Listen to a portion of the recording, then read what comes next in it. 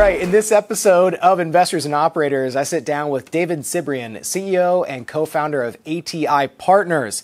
David, can we start off first with the wave top, the high level about ATI, and then I have a question for you. That's not the question? That's not the question. All right. Well, good to see you, Jordan. Yeah. American III, we are a public and private infrastructure fund manager. We look at opportunities in the middle market throughout the U.S.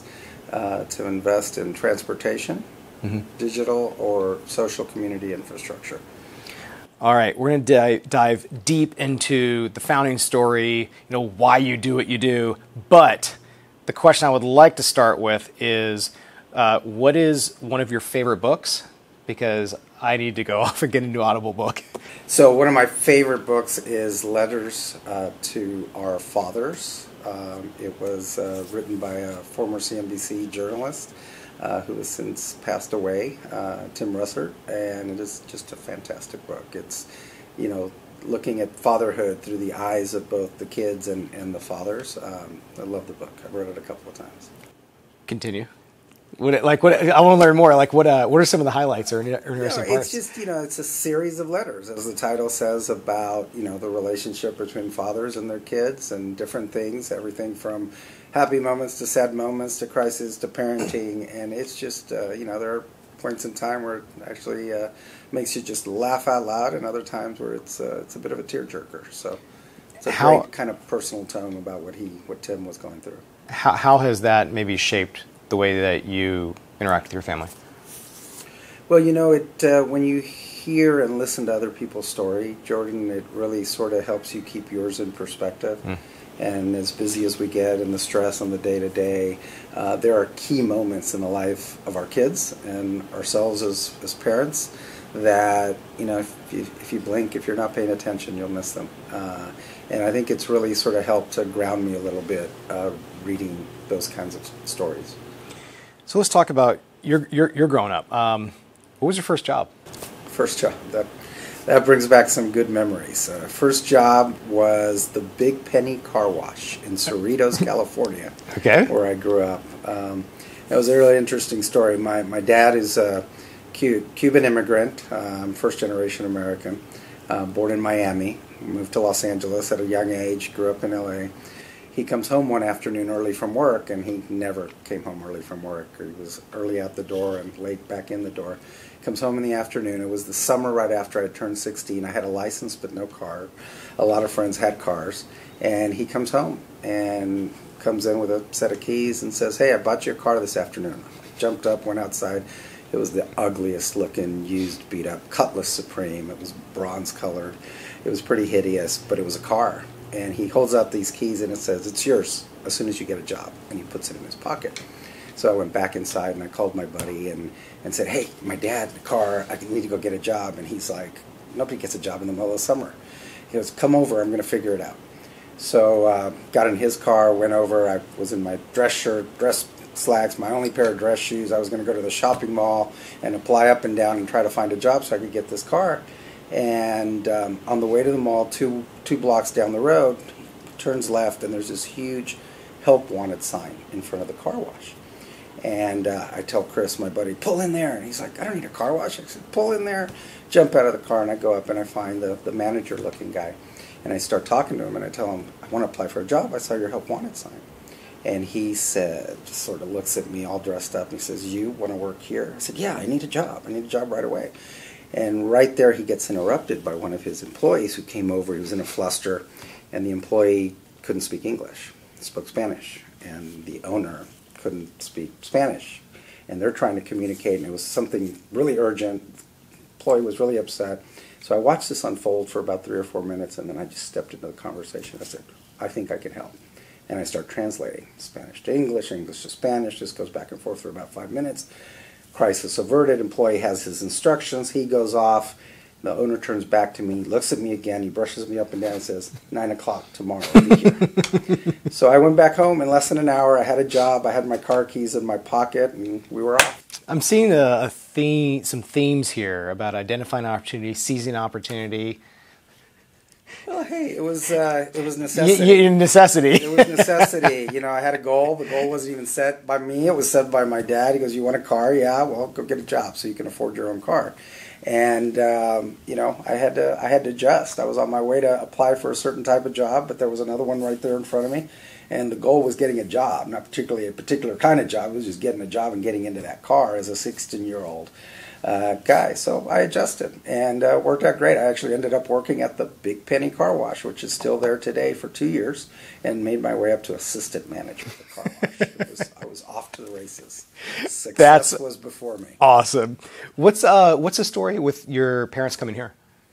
Well, they're from Cuba.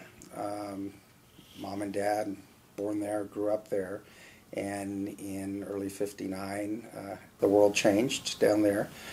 Fidel Castro took power, and by August of '61, my family was able to leave.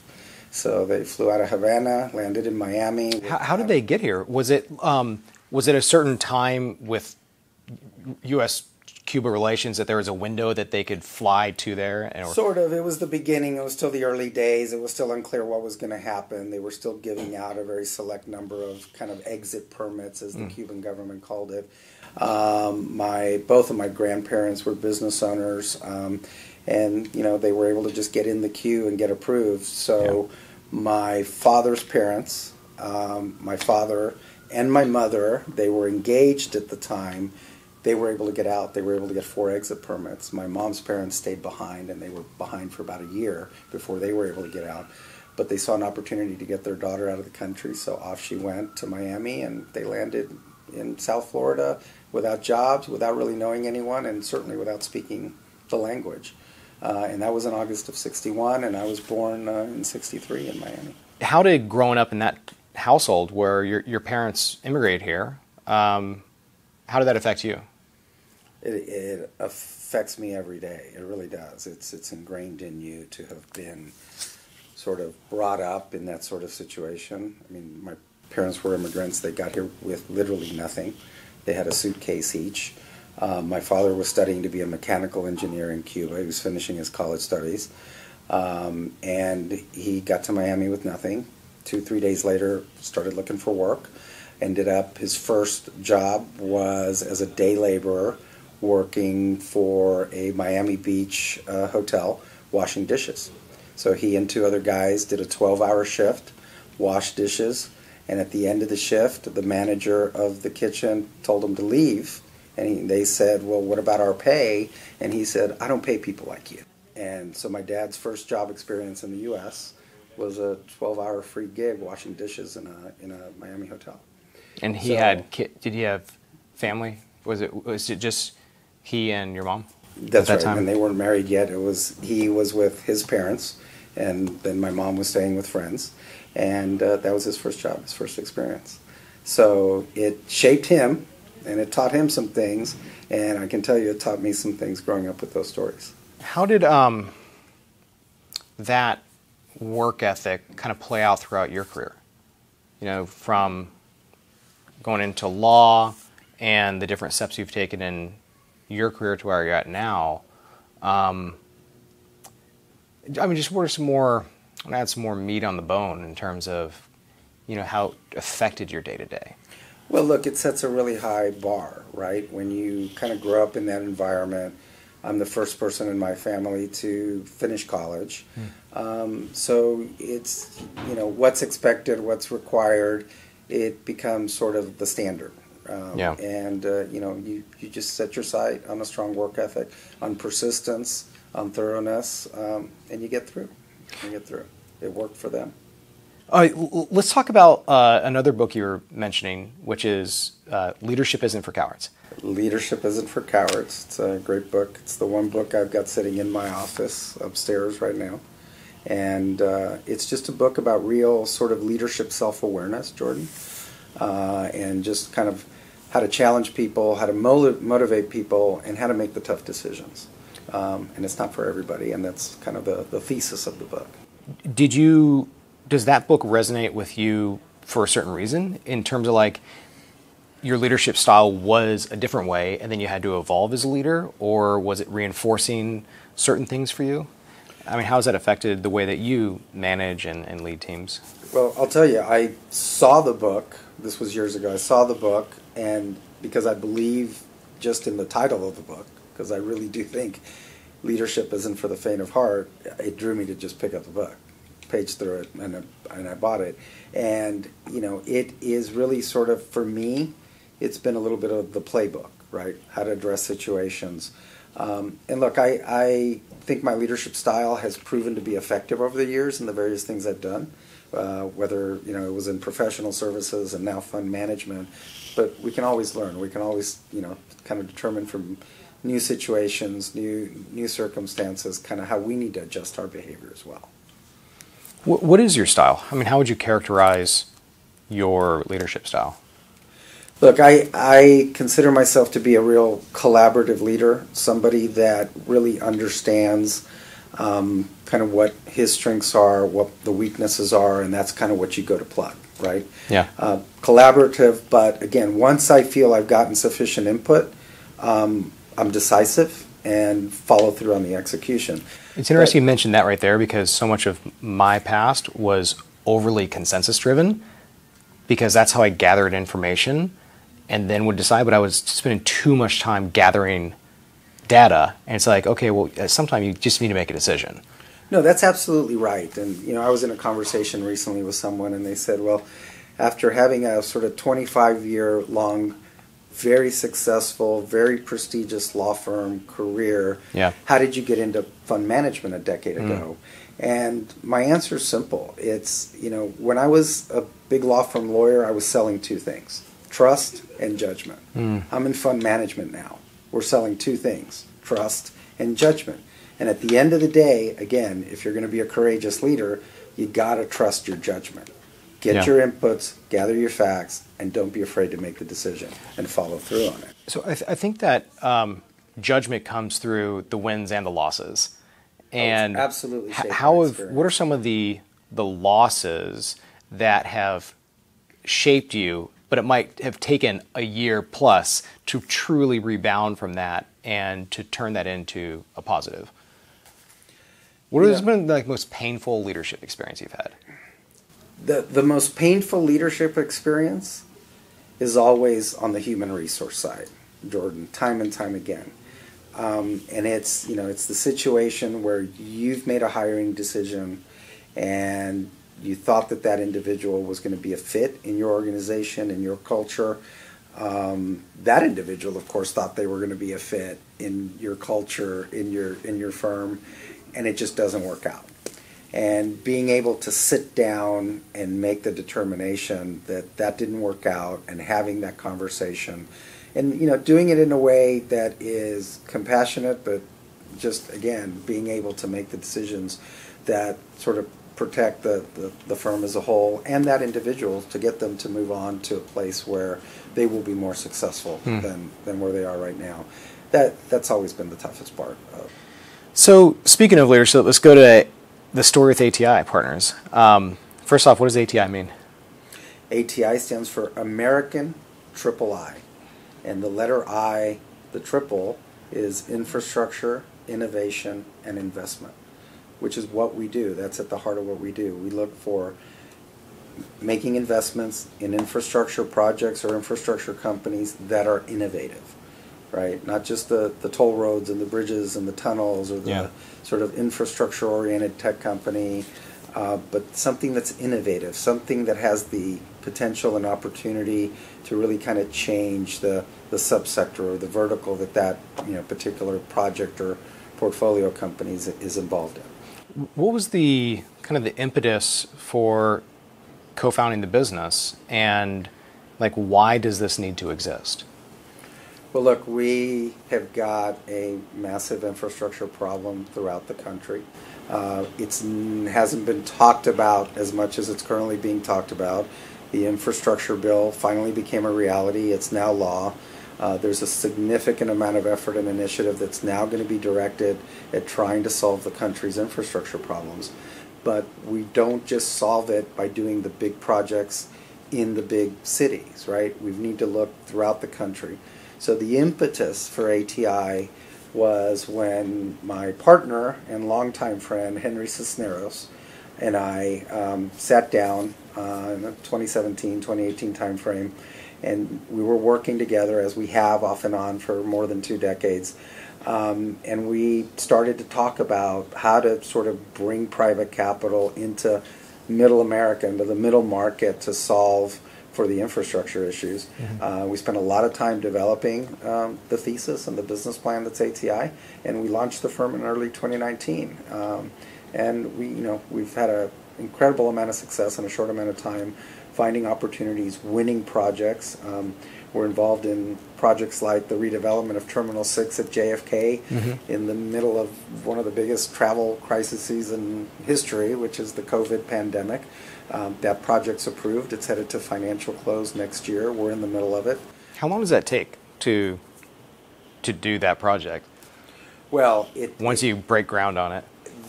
Our consortium started discussing with our partner JetBlue Airways and the Port Authority of New York, New Jersey in 2017, 2018, doing the project.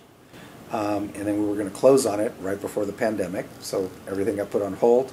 We sat down, reworked it, reimagined it. Project got approved by the Port Authority just in August of this year. And now it's going to take us from, say, March, April, 3 years to build it, and then we're off. We have a 38-year concession from the Port Authority to operate and manage what will be kind of the only independent terminal at one of the world's most known international airports. Tremendous project for us as such a young firm to be involved in that. We're going to be the second largest owner of that project. There's one in San Antonio, Port San Antonio. Can you just talk about that project? And I want to really dive into what makes it innovative, right? And as opposed to just a toll bridge, which important, but right, innovative. No, you're exactly right. Right, we need a lot of infrastructure. Is that official? But it's not. Yeah, they'll cut out that. Yeah, we'll keep it. Yeah, especially since it doesn't have a Spanish accent. Yeah. So, anyway, Port San Antonio is an inland port in the middle of Texas, and what it does is it's redeveloping what used to be a large Air Force base in San Antonio, Texas. That base used to employ 14,000, 15,000 civilian employees, and it was closed as part of the base closing process in the late 90s, 2000. After we launched ATI in early 2019, I knew there was an opportunity to help with the redevelopment and job recovery and job creation, economic development, because I had done that twice before at another closed military base. So we went after this project in Port San Antonio. It was the first project we pursued, and we won it right out of the gate. And we are the developer of a brand new 130,000 square foot, $70 million innovation center. And what it's going to be, it's a multidisciplinary venue. It's got education, it's got technology, and a variety of things to support the private sector companies that have come on that former base to create jobs. Boeing Aircraft is there, Lockheed Martin, Pratt Whitney, Standard Aero, Booz Allen, and they needed a place where they could take their folks, their vendors, etc. So we're building that for them in partnership with the Port Authority of San Antonio. It is a state agency, investment grade rated. We saw the opportunity. We closed on that in September of 2020 during the pandemic. We did it as an all-debt deal. And we're on schedule, we're on budget. We should be opening the doors in May of next year, right around the same time we reach financial close on JFK. And it's a tremendous project, and we wanted to make sure to get it done because there's a lot of opportunities for our firm on that 2,000-acre campus. So there'll be additional projects that we'll be able to do there. But also because of the community impact, Jordan, it's just been tremendous and will continue to be significant, impactful. Port San Antonio sits in the collection of lowest income census tracts in San Antonio, which is the 7th largest city in the country. And we're providing free internet access, educational opportunities. We're partnering with college institutions, high school, elementary schools to make that innovation center something that the community is going to have access to, in addition to all the private sector companies on the campus as well. So we're real proud of it because it's our first deal. We're really proud of it because it is so impactful to a community that so needs it, in a city where, you know, Henry and I have called home. Why do you do what you do? What have you found to be like the fundamental motivations for why you do this very particular type of function and investing? Well, again, we know that there's a real need that's really hurting communities. Look at what happened with the pandemic, Jordan, right? All of a sudden, everybody's learning from home, working from home, doing everything from home, and having to connect to get it done, right? Well, in rural America, in underserved communities, communities throughout the country which sit in many of these federal opportunity zones, like Port San Antonio, like, you know, JFK, like our other project in Laredo, Texas, where we're building those brand new cargo facilities, those communities could not connect. Those students could not study. Those workers could not work, right? So that's part of the reason that we've also focused on digital as one of our three verticals, in addition to transportation and social community, is because there is a real need. There is a need to improve connectivity. The federal infrastructure law has made it a top priority to improve connectivity, digital, and access throughout the country for those underserved communities. Yeah. Okay, those are communities where our principals, where our partners, that's where we grew up, right?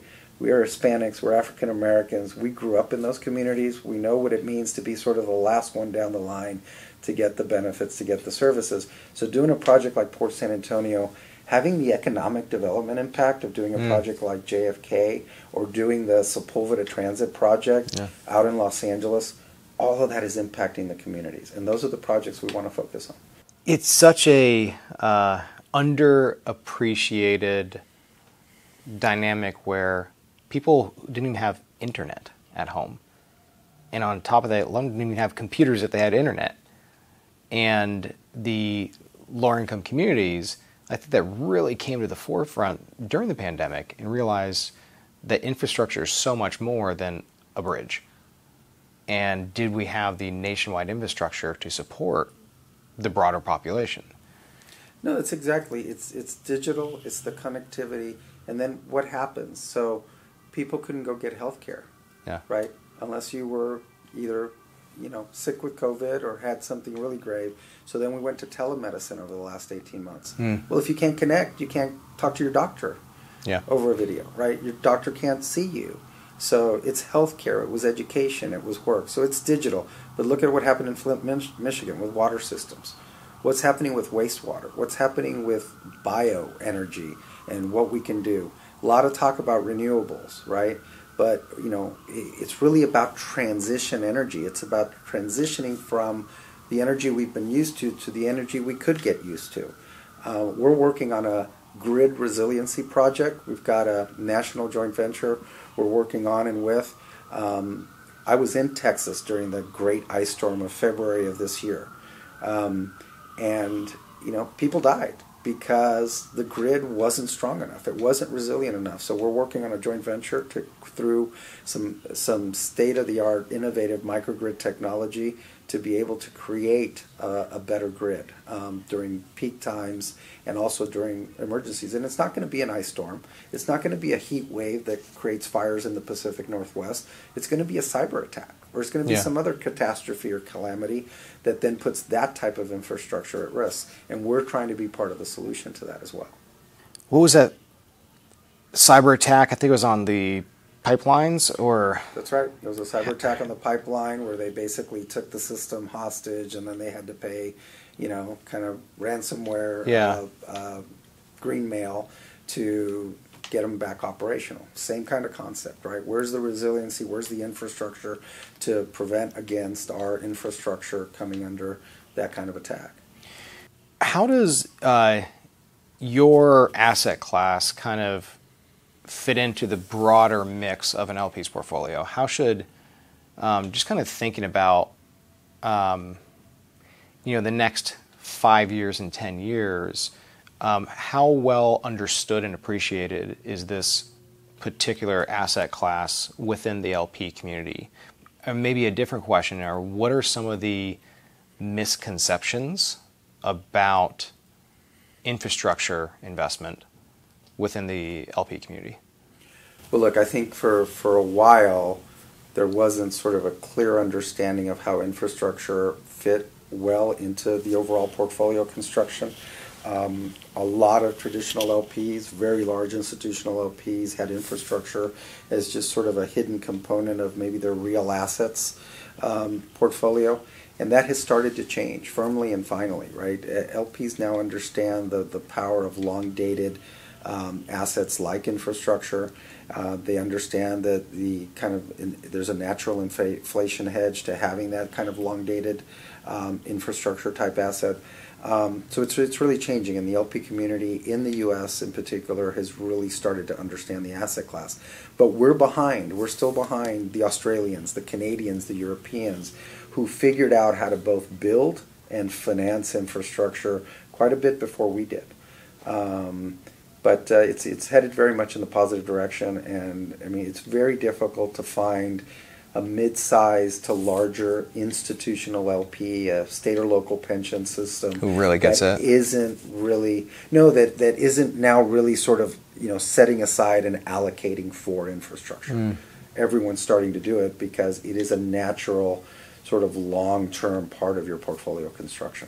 So we're at a real inflection point at ATI with everything that's happening right now. Where does that stand in terms of the greater context? For example, if you look 10 years ago and 10 years from now, maybe general dollar volume in the U.S. for private capital going into infrastructure. Do you have a ballpark sense of that? No, absolutely. I think, look, the progress we're going to make in the next 10 years is much greater than exponential compared to the past 10 years. And the issue is not the money. The issue is not private capital, Jordan. The private capital has been there over the last 10 years and will continue to be there over the coming 10 years. To your question, the issue has been in great part sort of the uncertainty of the system, right? Not having uniformity among, at least on the public projects, right? Where one state government versus one local government in the same state have different requirements, different processes. It's really tough for those of us in the private sector to take money that we've been entrusted, right? A lot of the money we raise is from pension systems. Those beneficiaries, those retired state employees, those retired teachers depend on that pension system money for the rest of their lives. It's very tough to go into a project and intend on spending money on a project, on that bridge or on that digital, if there isn't a certain level of certainty and specificity when you're working with that government counterparty, right? So, it's changing. The infrastructure bill will be tremendously helpful, but it's not just about the federal money. It's about changing the mindset and changing the way we execute, both public and private, to improve infrastructure. Money's not the issue. Let's talk about the kind of the core principles for ATI. When you look back at the decades of your career, Henry's career, the rest of the team, how would you kind of say that you would characterize the core culture and the core principles of how you have built this and the direction that you're going? Well, look, we have been really fortunate to be able to pull together over the last 2-3 years a team of truly seasoned infrastructure investment professionals, Jordan, who really were looking to sort of come together and create sort of a new template to solve the kind of infrastructure problems that you and I have been discussing. Each one of the individuals on the team has got a tremendous individual track record doing what they do. And, we've spent the last 2-3 years in getting that team to come together, work together. And the fact that we've developed the pipeline that we have of opportunities that are ours. We've won them. We have them under exclusivity. We're working on getting them done. The fact that we've been able to win the amount of projects we've done as such a young firm in such a short amount of time is testament to the background and to the way we look at a particular opportunity that is unique. It's differentiated from our competition, from other infrastructure managers of our ilk. So I think that's the core. It's our ability to come together as a team, look at opportunities through our own individual lenses, but then come up with the right result, whether this is a deal we want to pursue or not. Is it investable or not? Does it do the right thing for our clients, for our investors, in what we've told them? Well, let's go deeper into that, because it doesn't, I mean, other firms can say the same thing, though, I think, in terms of a unique team and looking at it through their unique lens. So what makes you guys unique? Well, I don't and think maybe I probably didn't hear it correctly. No, you heard it correctly. I think the differentiator is that our lens is not those other firms' lens. So, for example, with the years of sort of public service background that somebody like Henry does, a couple of our other partners have, we've got a pretty unique ability. We'll look at a deal. Take the Port San Antonio deal that we were talking about, the transaction. We went to them because we saw that they had a need, and we explained to them how to solve their need.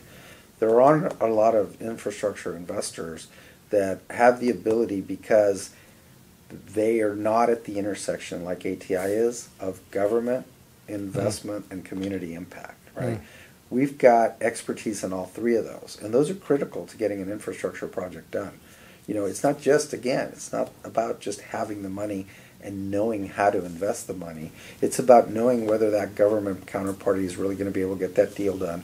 And if that deal is done, right, if that transaction is done, what's the impact to the community, right? We're not an impact fund, but that doesn't mean we can't be impactful. So we have a unique blend of experiences and a unique kind of way of looking at things, which is not the same as you're going to find with other infrastructure managers. What does the firm look like in 3 years? Or what time horizon do you think you have a reasonably high definition visibility into? Is it 3 years? Is it 5 years? And what does it look like? Yeah, I think it's 5 years. I think you've got to make it be 5 years where you can have a fairly clean line of sight as to where you're headed, what your objectives are, and how you're going to get there, and what people you need, what talent you need to get there, etc. I think when you start to get in beyond 5 years, it becomes difficult, right? It becomes a little more uncertain, and what you then have to build in, Jordan, is sort of enough flexibility in how you execute to be able to then adjust beyond that period. Can 10-year plans even exist? No, they exist. I mean, China has, the 5-year plan? And I mean, if they can't do more than 5, then...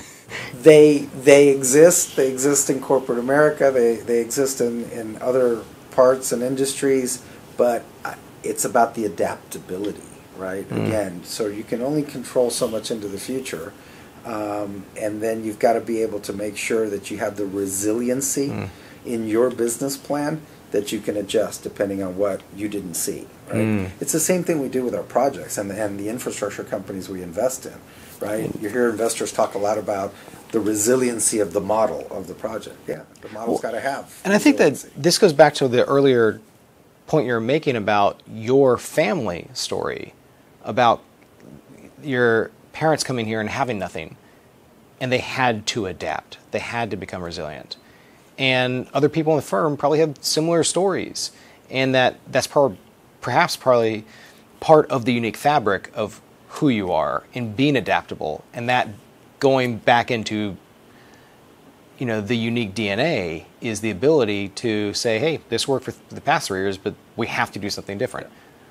No, you're exactly right, and you've hit on something very important for firms like ATI. We are a diverse manager, and diverse fund managers are consistently outperforming non-diverse fund managers, right? Why is that, Jordan? In part, it's because of what you touched on. It's because we're diverse. We've come from different places, and we've got diversity within diversity at ATI, right? I've got individuals not just from this country, from outside the country, right? I have professionals I work with every day from the Middle East, from Asia, from Europe, who bring a totally different perspective than what Henry and I and Gary and Bill and Suzanne have as well, which is diverse and different. So, that's part of that uniqueness, is exactly the fact that we're looking at it from very different perspectives.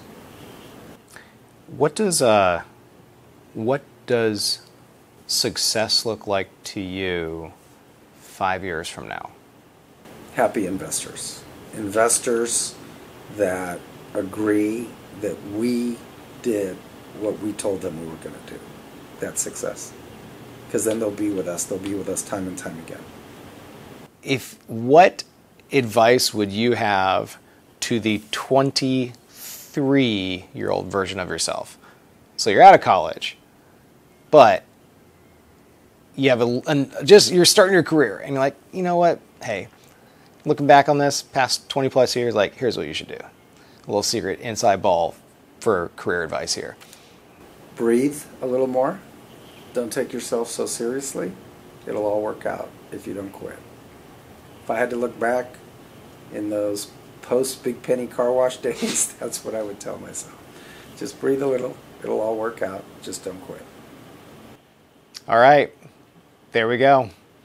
Investors and Operators, episode, 71, 72. We'll see where it comes out. Thanks for tuning in.